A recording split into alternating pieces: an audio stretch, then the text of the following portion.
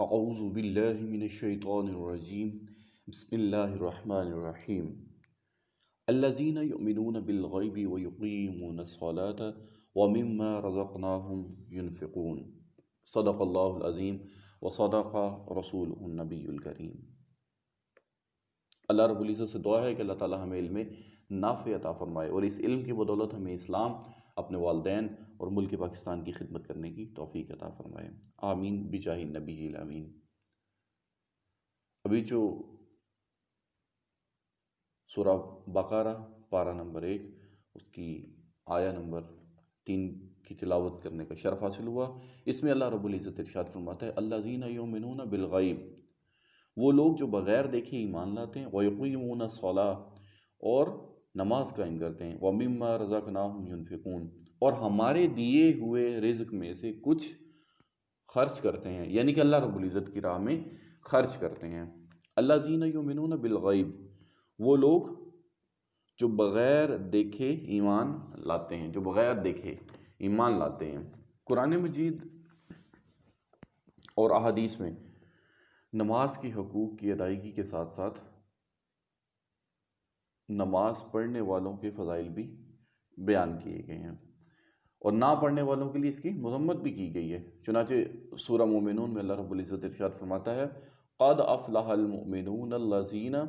ہم فی صلاتہم خاشعون، سورہ مومنون کی ورس نمبر 1 اور 2۔ بے شک ایمان والے کامیاب ہو گئے، یا قد افلح المؤمنون بے شک ایمان والے کامیاب ہو گئے جو اپنی نماز میں خشوع و خضوع کرنے والے ہیں۔ اسی طرح اسی صورت میں ایمان والوں کے مزید اوصاف بیان کرنے کے بعد ایک وصف اللہ رب العزت نے اس طرح سے بیان فرمایا والذین هم علی صلاتہم یحافظون، اور وہ جو اپنی نمازوں کی حفاظت کرتے ہیں، صلاتہم یحافظون، سورہ مومنون کی ورس نمبر 9۔ پھر اسی طرح سے اللہ رب العزت جو ایمان لے آتے ہیں ان کے اوصاف بیان فرماتے ہیں۔ ایک اور جگہ ارشاد فرماتا ہے اولئک هم الوارثون الذین یرثون الفردوس ہم فیہا خالدون، سورہ مومنون کی ورس نمبر 10 اور 11۔ یہی لوگ وارث ہیں، یہ فردوس کی میراث پائیں گے اور اس میں ہمیشہ رہیں گے، فردوس کی میراث پائیں گے اور اس میں ہمیشہ رہیں گے۔ جبکہ وہ لوگ جو نماز میں سستی کرتے ہیں یا پھر نمازیں ضائع کرتے ہیں، اللہ رب العزت ان کے بارے میں ارشاد فرماتا ہے ان المنافقین یخادعون اللہ وہو خادعهم وَإِذَا قَامُوا إِلَى الصَّلَاةِ قَامُوا كُسَالَىٰ يُرَاءُونَ النَّاسَ وَلَا يَذْكُرُونَ اللَّهَ إِلَّا قَلِيلًا، سورہ نساء کی ورس نمبر 142۔ ان المنافقین یخادعون اللہ وہو خادعهم، بے شک منافق لوگ اپنے گمان میں اللہ کو فریب دینا چاہتے ہیں، منافق لوگ، اور وہی انہیں غافل کر کے مارے گا۔ اور جب نماز کے لیے کھڑے ہوتے ہیں تو بڑے سست ہو کر لوگوں کے سامنے ریاکاری کرتے ہوئے کھڑے ہوتے ہیں اور اللہ کو بہت تھوڑا یاد کرتے ہیں۔ فخلف من بعدہم خلف اضاعوا الصلاۃ واتبعوا الشہوات فسوف یلقون غیا الا من تاب وآمن وعمل صالحا فاولئک یدخلون الجنۃ ولا یظلمون شیئا، سورہ مریم کی ورس نمبر 59 اور 60۔ اللہ رب العزت ارشاد فرماتا ہے تو ان کے بعد وہ نالائق لوگ ان کی جگہ آئے جنہوں نے نمازوں کو ضائع کیا اور اپنی خواہشوں کی پیروی کی، تو ان قریب وہ جہنم کی خوفناک وادی غی میں جا ملیں گے، مگر جنہوں نے توبہ کی اور ایمان لائے اور نیک کام کیے تو یہ لوگ جنت میں داخل ہوں گے اور ان پر کوئی زیادتی نہیں کی جائے گی۔ حضرت عثمان غنی رضی اللہ تعالیٰ عنہ فرماتے ہیں سرکار دو عالم صلی اللہ تعالیٰ علیہ وسلم نے ارشاد فرمایا جس نے میرے اس وضو کی طرح وضو کیا پھر اس طرح 2 رکعت نماز پڑھی کہ ان میں خیالات نہ آنے دے تو اس کے پچھلے تمام گناہ بخش دیے جائیں گے۔ بخاری شریف کی یہ حدیث مبارکہ 159 ہے۔ حضرت عقبہ بن عامر رضی اللہ تعالیٰ عنہ سے روایت ہے، سید المرسلین صلی اللہ تعالیٰ علیہ وسلم نے ارشاد فرمایا، جو بھی مسلمان اچھے طریقے سے وضو کرتا ہے اور پھر کھڑے ہو کر اس طرح 2 رکعت نماز پڑھتا ہے کہ اپنے دل اور چہرے سے متوجہ ہو کر یہ 2 رکعتیں ادا کرتا ہے تو اس کے لیے جنت واجب ہو جاتی ہے۔ ایک اور حدیث مبارکہ جس کے راوی ہیں حضرت عبداللہ بن عمر رضی اللہ تعالیٰ عنہما، وہ روایت کرتے ہیں حضور پرنور صلی اللہ تعالیٰ علیہ وآلہ وسلم نے ارشاد فرمایا، جس نے نماز پر مداومت کی تو قیامت کے دن وہ نماز اس کے لیے نور، برہان اور نجات ہوگی، اور جس نے نماز کی محافظت نہ کی تو اس کے لیے یہ نہ نور ہے، نہ برہان ہے، نہ نجات، اور وہ قیامت کے دن قارون، فرعون، حامان اور ابی بن خلف کے ساتھ ہوگا۔ یہ مسند امام احمد کی حدیث مبارکہ ہے۔ اسی طرح ایک حدیث مبارکہ ہے جس کے راوی حضرت ابو سعید خدری رضی اللہ تعالیٰ عنہ ہے، عرض کرتے ہیں حضور اقدس صلی اللہ تعالیٰ علیہ وسلم نے ارشاد فرمایا، جس نے جان بوجھ کر نماز چھوڑی تو جہنم کے اس دروازے پر اس کا نام لکھ دیا جاتا ہے جس سے وہ داخل ہوگا۔ وَمِمَّا رَزَقْنَاهُمْ يُنْفِقُونَ، اور ہمارے دیے ہوئے رزق میں سے کچھ خرچ کرتے ہیں، یعنی کہ اللہ کی راہ میں خرچ کرتے ہیں۔ آیت کے اس حصہ میں جو متقی لوگ ہیں، کیونکہ ہم نے پچھلی آیت کریمہ میں جو ورس نمبر 1 اور 2 تھی سورہ بقرہ کی، اس میں ہم نے ہدی للمتقین، متقیوں کے لیے ہم نے پڑھا تھا۔ قرآن کریم ہدایت ہے متقیوں کے لیے، اور ہم نے متقیوں کے اوصاف پڑھے تھے، درجات پڑھے تھے۔ اب اللہ رب العزت ارشاد فرماتا ہے، تیسرا وصف یہاں پہ جو متقیوں کا ہے کہ وہ اللہ کے دیے ہوئے رزق میں کچھ اللہ تعالیٰ کی راہ میں خرچ کرتے ہیں۔ راہ خدا میں خرچ کرنے سے یا زکوٰۃ مراد ہے، یا کئی جگہوں پر نماز کے ساتھ زکوٰۃ ہی کا تذکرہ ہے، یعنی کہ نماز قائم کرو اور زکوٰۃ ادا کرو، یا اس سے مراد تمام قسم کے صدقات ہیں، جیسے غریبوں، مسکینوں، یتیموں، طلباء، علماء، مساجد و مدارس، ان کو دینا۔ نیز اولیاء کرام یا فوت شدگان کے اثار ثواب کے لیے جو خرچ کیا جاتا ہے وہ بھی اس میں داخل ہے، اور وہ سب صدقات نافلہ ہیں۔ اچھا، یاد رکھنے کی بات یہ ہے کہ مال خرچ کرنے میں میانہ روی اختیار کی جائے، میانہ روی، نہ تو کنجوسی کی جائے، نہ اتنا زیادہ خرچ کر دیا جائے کہ اپنے پاس رہے ہی کچھ نہ۔ خیر، اس کے اوپر ہم پھر کسی وقت بات کر سکتے ہیں۔ آیہ کریمہ میں فرمایا گیا جو ہمارے دیے ہوئے میں سے کچھ ہماری راہ میں خرچ کرتے ہیں۔ اس سے معلوم ہوا کہ راہ خدا میں مال خرچ کرنے میں ایسا نہیں ہونا چاہیے کہ اتنا زیادہ مال خرچ کر دیا جائے کہ خرچ کرنے کے بعد آدمی پچھتانا شروع کر دے، اور نہ ہی خرچ کرنے میں کنجوسی سے کام لیا جائے، بلکہ اس میں اعتدال ہونا چاہیے۔ اس چیز کی تعلیم دیتے ہوئے ایک مقام پر اللہ رب العزت ارشاد فرماتا ہے، وَلَا تَجْعَلْ يَدَكَ مَغْلُولَةً إِلَىٰ عُنُقِكَ وَلَا تَبْسُطْهَا كُلَّ الْبَسْطِ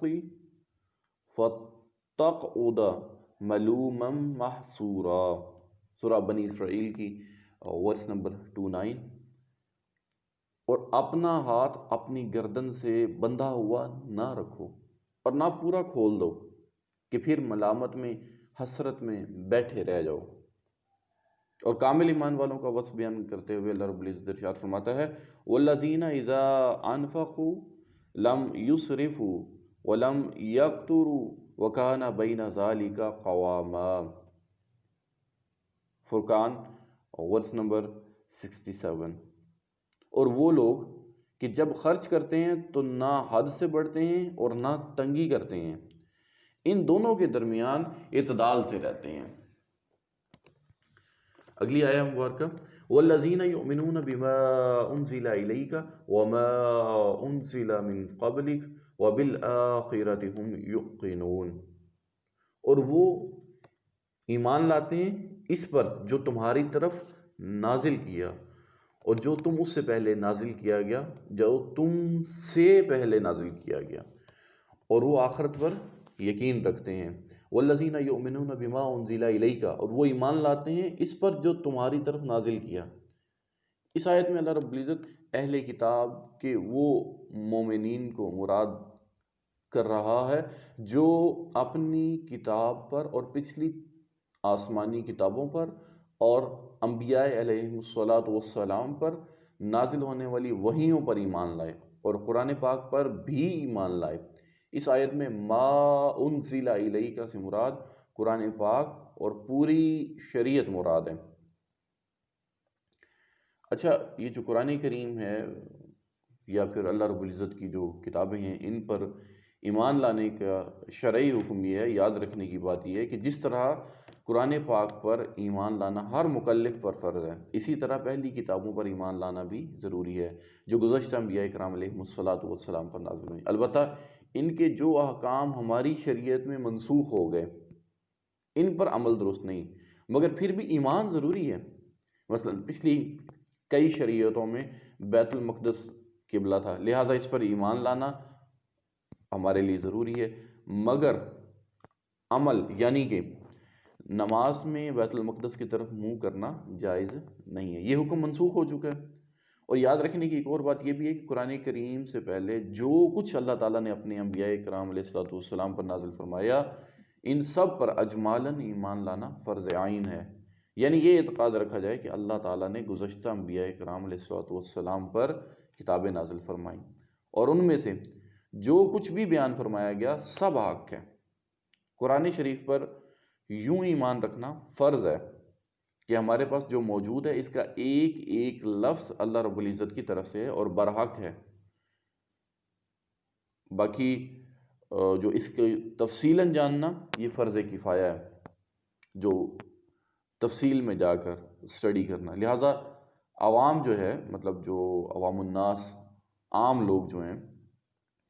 اس پر اس کی تفصیلات کا علم حاصل کرنا فرض نہیں ہے،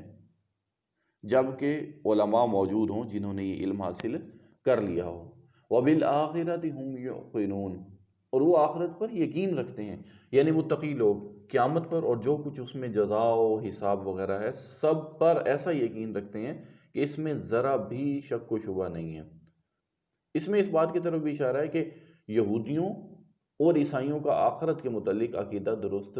نہیں ہے، کیونکہ ان میں سے ہر ایک کا یہ عقیدہ تھا کہ ان کے علاوہ کوئی جنت میں داخل نہیں ہوگا۔ آگے جا کے ہم سورہ بقرہ کی آیت نمبر 80 اور اس کے بعد آیت نمبر 111 جب ہم پڑھیں گے تو مزید تفصیل کا ہمیں علم ہو جائے گا۔ اور اسی طرح کے فاسد اور من گھڑت خیالات جب ذہن میں جم جاتے ہیں تو پھر ان کی اصلاح مشکل ہو جاتی ہے، جو کہ آیت نمبر 80 اور آیت نمبر 11 میں آگے جا کے ہم پڑھیں گے۔ اولئک علی ھدی من ربہم واولئک ھم المفلحون، یہی لوگ اپنے رب کی طرف سے ہدایت پر ہیں اور یہی لوگ کامیابی حاصل کرنے والے ہیں۔ ھم المفلحون، وہی فلاح پانے والے ہیں، یعنی جن لوگوں میں بیان کی گئی صفات پائی جاتی ہیں جو بھی بیان ہو رہی ہیں، وہ اپنے رب عز و جل کی طرف سے عطا کی گئی ہدایت پر ہیں، اور یہی لوگ جہنم سے نجات پا کر جنت میں داخل ہو کر کامل کامیابی حاصل کرنے والے ہیں۔ اچھا، اصل جو کامیابی ہے نا، جو یاد رکھنے کی بات ہے، وہ ہر مسلمان کو حاصل ہے، یعنی کہ ہمیں جو یاد رکھنا ہے وہ یہ ہے کہ اس آیہ میں فلاح سے مراد کامل فلاح ہے، یعنی کامل کامیابی متقین ہی کو حاصل ہے۔ ہاں، اصل فلاح ہر مسلمان کو حاصل ہے، اگرچہ وہ کتنا ہی گناہ گار کیوں نہ ہو، کیونکہ ایمان بذات خود ایک بہت بڑی کامیابی، ایمان، کلمہ پڑھا، اللہ اور اس کے رسول، اس کے فرشتوں، اس کی کتابوں اور باقی جتنی بھی چیزیں جیسے کہ روز آخر ہے، موت ہے، ان سب چیزوں پر ایمان رکھنا، یہ اٹ سیلف ایک بہت بڑی کامیابی ہے، جس کی برکت سے بہرحال جنت کا داخلہ ضرور ہوگا، اگرچہ عذاب نار کے بعد ہی کیوں نہ ہو۔ تو اللہ رب العزت سے دعا ہے کہ اللہ تعالی ہمیں سن کر سمجھنے اور سمجھ کر عمل کی توفیق عطا فرمائے، آمین بجاہ النبی الامین، وما علینا الا البلاغ المبین۔